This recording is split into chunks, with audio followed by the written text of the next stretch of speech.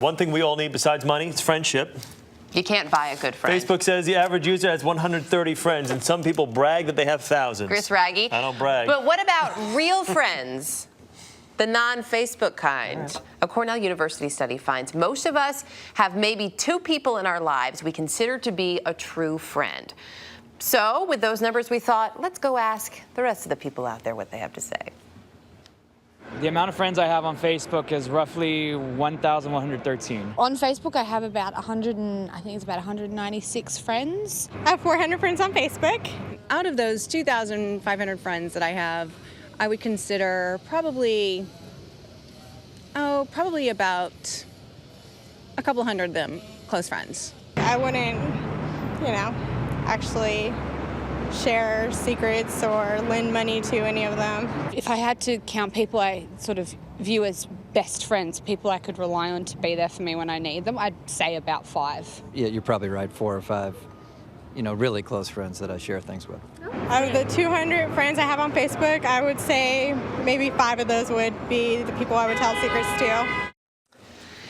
Gives a whole new meaning to the word friend. Joining us this morning, psychologist Dr. Michelle Callahan, a contributor to Women's Health magazine. Nice to have you with us this morning. Great to be here. Friend really does not have the same connotation that it used to, especially now that it's become a verb. You friend someone. 48% of people say they have one close friend. 29% say 2 or more. Are you surprised by that number? Does it seem low to you? No, it really doesn't. It seems pretty normal. I think a lot of people get the false impression that because we have all these social networking friends on Twitter and Facebook, that all those people are really our friends, when we know all those people aren't really our friends. And the study really measured not just people being able to talk, but who could you depend on to loan you a significant amount of money, or who could you go and live with if you needed help. So when you talk about being able to ask that kind of friendship, well, that's going to narrow the number significantly.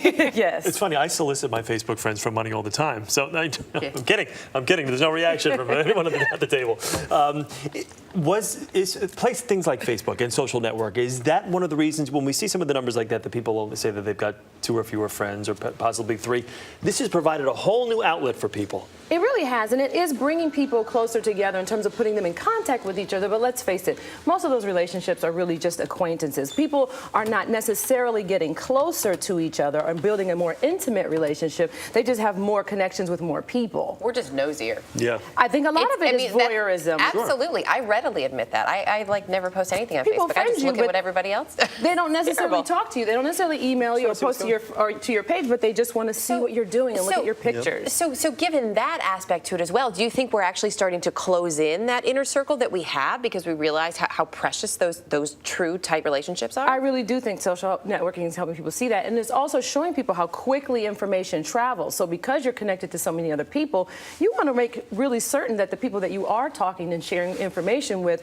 are keeping it to themselves, because one quick post, they can text everyone in their phone, they can send it out to all their Facebook friends. So you want to be very selective about who you're sharing with, because we've seen the pitfalls of having information spread way too fast. But do you think it's done a decent job, at least, of drawing the line of who your really close confidants are and, let's say, your social networking friends? It made you appreciate your real friends a heck of a lot more because you know how valuable they really are. I really hope that is the effect that it's having on people, because it is important to have those close friends and people that you can talk to. That has all kinds of positive health implications when you have positive social support, people you can share information with, who can give you good advice or just let you vent and get your feelings out. That's a very helpful thing health-wise. And is that more to having that? Because having that circle of people who do that, is it more this sort of discussion group idea that's out there that you have, maybe not the close friends, but sort of a small group still of people that you can at least bounce ideas off of? That's an excellent point, and it's really valuable for people to have that, because it does connect back to helping them relieve stress and giving them positive information